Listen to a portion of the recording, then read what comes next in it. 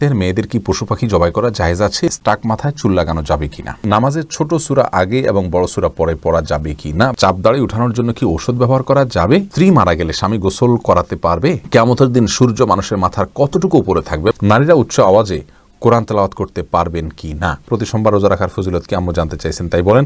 চলি আমরা প্রশ্ন উত্তর দেওয়ার পর্বে। শুরুতে আমি যে প্রশ্ন দেখতে পাচ্ছি, ভাই রাশেদুল ইসলাম রুবেল, আপনি জানতে চেয়েছেন টাক মাথায় চুল লাগানো যাবে কিনা, এ ব্যাপারে ইসলামের কোনো বিধিনিষেধ আছে কিনা। ভাই রাশেদ, টাক মাথায় চুল, আলগা চুল লাগানোর ব্যাপারটি একজন স্বাভাবিক অবস্থায় একজন মানুষের জন্য জায়েজ নাই, কারণ আল্লাহ রাব্বুল আলামিন বলেছেন লা তাবদীলা লিখালকিল্লাহ, আল্লাহর সৃষ্টিতে কোনো প্রকার পরিবর্তন করা চলে না।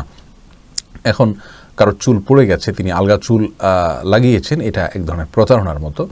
যেমনিভাবে চুল সাদা হয়ে গেলে সেটাকে কালো করার যে একটা প্রয়াস, প্রবণতা, নিজের বয়স লুকানোর চেষ্টা, অথবা বয়স ছাড়াও অনেক সময় সাদা হয়ে থাকে, তো এই যে নিজের অবস্থার পরিবর্তন করার চেষ্টা, এই জিনিসটাকে ইসলাম ভালোভাবে দেখে না। অতএব এটাকে স্বাভাবিকভাবে রেখে দেওয়াটাই উচিত, এবং এখানে কোনো প্রকার লুকোচুরি করা এটা অনুচিত এবং অসুন্দর। মহিবুর রহমান প্রান্ত, আপনি জানতে চেয়েছেন নামাজের ছোট সূরা আগে এবং বড় সূরা পরে পড়া যাবে কি না। ভাই মহিবুর রহমান প্রান্ত, এভাবে নামাজ পড়লে নামাজ হয়ে যাবে। যেমন সূরায়ে ফাতিহা পাঠ করার পর আপনি সূরায়ে কাউসার পাঠ করলেন, এরপরে সূরায় আপনি ফালাক পাঠ করলেন, অথবা শুরুতে আপনি সূরায়ে ইখলাস পাঠ করলেন, এরপরে সূরায়ে ওয়াইলুল লিকুল্লি পড়লেন, তাহলে সেক্ষেত্রে প্রথম রাকাতে ছোট সূরা, বড় রাকাতে বড় সূরা পড়লেন। এভাবে নামাজ পড়লে নামাজ হয়ে যাবে, টেনশনের কোনো কারণ নাই। তবে এইভাবে নামাজ পড়লে নামাজটা সুন্দর হলো না, এটা যথার্থ হলো না, সুন্নাহসম্মত উপায় হলো না। সুন্নাহ হলো প্রথম রাকাত অপেক্ষা দ্বিতীয় রাকাত একটু ছোট হবে, এবং এভাবে আপনার এই পদ্ধতিতে আমাদেরকে সালাত আদায় করতে হবে, এটা হলো সুন্নাহ। এটার ব্যত্যয় করলে নামাজ হয়ে যাবে, বাট ইচ্ছাকৃতভাবে এরকম ব্যত্যয় করা উচিত নয়। রাসূল করিম সাল্লাল্লাহু আলাইহি ওয়াসাল্লাম বিভিন্ন হাদিস থেকে দ্বারা বর্ণিত হয়েছে যে তিনি সালাতের প্রথম রাকাতের কেরাত যতটুকু দীর্ঘ করতেন, তৃতীয় রাকাতের কেরাতকে তার চাইতে একটু কম দীর্ঘ করতেন। অতএব সেটা মেনে আমাদের সালাত আদায় করতে পারলে ভালো এবং সুন্নাহসম্মত হবে ইনশাআল্লাহ বিইذনিল্লাহ। আমরা নিশ্চয়ই চাইব আমাদের সালাতটা সুন্দর হোক। আল্লাহ তাআলা কোরআনে বলেছেন সালাতকে কায়েম করতে, অর্থাৎ যথাযথভাবে সুন্দরভাবে করতে। যার সালাত যত সুন্দর, তার ঈমান, তার তাকওয়া তত সুন্দর। অতএব সুন্নাহসম্মতভাবে করার চেষ্টা করব, ইনশাআল্লাহ ব্যতিক্রম হলে নামাজ হয়ে যাবে। সাইদ জায়েদ, জোনায়েদ, আপনি জানতে চেয়েছেন যাদের অল্প দাড়ি, তাদের চাপ দাড়ি উঠানোর জন্য কি ঔষধ ব্যবহার করা যাবে?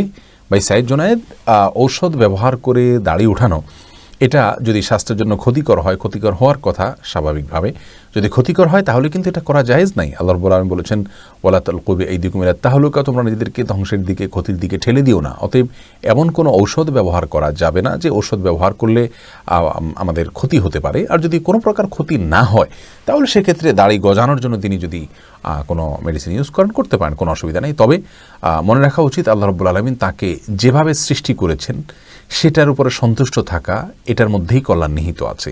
চাপদাড়ি বা গালভর্তি দাড়ি হলে অনেক সুন্দর দেখা যাবে, সন্দেহ নাই, কিন্তু আল্লাহ রাব্বুল আলামিন আমাকে যেভাবে সৃষ্টি করেছেন, আল্লাহর এই ফয়সালায় সন্তুষ্ট হয়ে যাওয়া, এটার ভেতরেও কিন্তু এক ধরনের তৃপ্তি আছে, এর মধ্যে এক ধরনের শান্তি আছে। এই জন্য এই ধরনের পথগুলো অবলম্বন না করা ভালো। কিন্তু যদি স্বাস্থ্যের জন্য ক্ষতিকর কিছু না হয় তাহলে করতে পারেন, কোনো নিষেধাজ্ঞা নেই। এরপরে ফাহিম, আপনি জানতে চেয়েছেন স্ত্রী মারা গেলে স্বামী গোসল করাতে পারবে, আর কি কি করণীয় আছে স্বামীর জন্য। দেখুন, স্ত্রী মারা গেলে স্বামী গোসল দিতে পারবেন কি না, এ বিষয়টি ওলামায়ে কেরাম ইমামগণের মধ্যে মত পার্থক্য আছে। ইমাম আবু হানিফা রাহিমাহুল্লাহর মত হলো যে স্ত্রী মারা গেলে স্বামী তাকে গোসল দিতে পারবেন না। তার কারণ হলো তিনি মনে করেন মৃত্যুর সঙ্গে সঙ্গে বৈবাহিক সম্পর্কটা আর থাকে না, ছিন্ন হয়ে যায়, যার কারণে তারা মাহরামের মতো হয়ে যান। এখানে অন্য কোনো মেয়েরা গোসল দিবেন। যদিও অন্য ইমামদের অনেকেরই মত হলো যে না, বৈবাহিক সম্পর্ক মৃত্যুর মাধ্যমে ভেঙে যায় না, বরং বৈবাহিক সম্পর্ক তালাক না দিলে সেটি কিয়ামত পর্যন্ত, বরং চিরকালের জন্য, অনন্তসীম কালের জন্য এই সম্পর্কটা হয়ে যায়।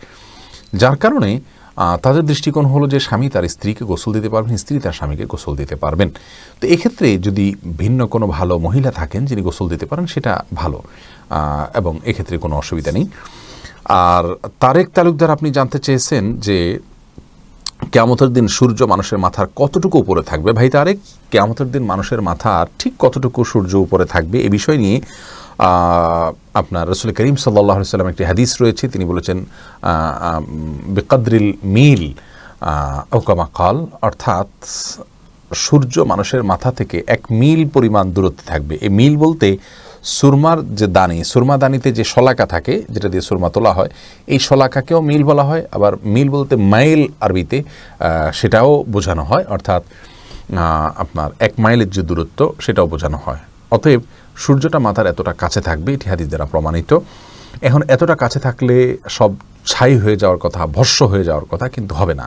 কারণ কিয়ামতের মহাপ্রলয়ের পরে যখন আল্লাহ তাআলা পুনরুত্থান করবেন, হাসরের পরে যখন মানুষকে পুনরায় জীবন দিবেন, এরপরে আর মানুষের মৃত্যু হবে না। রাসূল করিম সাল্লাল্লাহু আলাইহি ওয়াসাল্লাম বলেছেন যে প্রতীকী ছাগল এনে জবাই করে দেওয়া হবে এবং বলা হবে যে মৃত্যু নামক কোনো কিছু আর থাকবে না। এই ছাগলকে মৃত্যুর রূপ দিয়ে জবাই করে দেওয়া হয়েছে এবং এর মাধ্যমে চিরকালের জন্য মৃত্যুর পথ বন্ধ হয়ে গেল। কারণ আর মৃত্যু হবে না। যে সুখে থাকবে চিরকাল সুখে থাকবে, অনন্ত অসীমকাল, অশেষ সময় পর্যন্ত। আর যে দুঃখে থাকবে সে অশেষ সময় পর্যন্ত জাহান্নামে ভোগ করতে থাকবে বা চলতে থাকবে বা বেঁচে থাকবে। তার কষ্ট হবে কিন্তু মৃত্যু হবে না।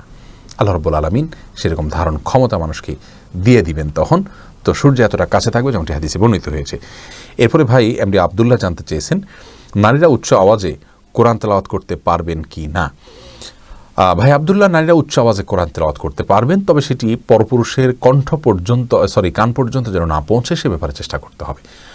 নিজের বাসায় করতে পারেন, নিজের ঠিকানায় করতে পারেন। নিজের ঠিকানায় যদি বাসায় যদি দেবর থাকেন, অন্য কেউ থাকেন, তাহলে তাদের কান পর্যন্ত যেন আওয়াজটি না যায় সে ব্যাপারে তাকে সচেতন থাকতে হবে। কারণ কোরআন তেলাওয়াতের ক্ষেত্রে কণ্ঠের মধ্যে কোমলতা সৃষ্টি করতে হয়, সৌন্দর্য সৃষ্টি করে তেলাওয়াত করা হলো তেলাওয়াতের আদব। আর সে আদব রক্ষা করতে গিয়ে যেন তিনি কোমল কণ্ঠে, সুন্দর কণ্ঠে পড়তে যাবেন, সেটি পরপুরুষের মনের মধ্যে বাজে চিন্তা আসার কারণ হতে পারে। সেই জায়গা থেকে তিনি জোরে পড়বেন যদি একাকী থাকেন বা কেউ না শুনে।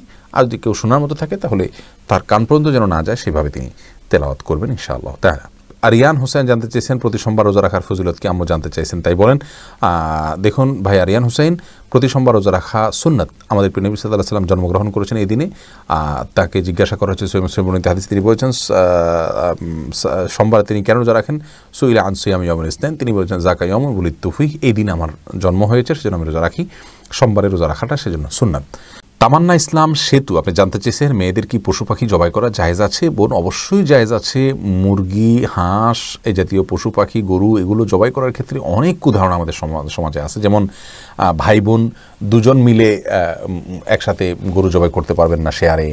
তারপরে আপনার মেয়েরা গরু বা ছাগল বা কোনো পশু জবাই করতে পারবেন না। গোসল ফরজ অবস্থায় গরু ছাগল জবাই করা যাবে না। স্বামী স্ত্রী একজন ধরবেন একজন জবাই করবেন, এভাবে করা যাবে না। এরকম নানাবিধ কথা আমাদের সমাজে প্রচলিত আছে। এগুলো সবগুলো ভ্রান্ত ধারণা। ছেলেরা যেমন জবাই করতে পারবেন, মেয়েরাও কিন্তু সেভাবে আপনার জবাই করতে পারবেন, কোনো অসুবিধা নেই। জবের যে শর্ত আছে বিসমিল্লাহ আল্লাহু আকবার বলে জবাই করে ফেলবেন।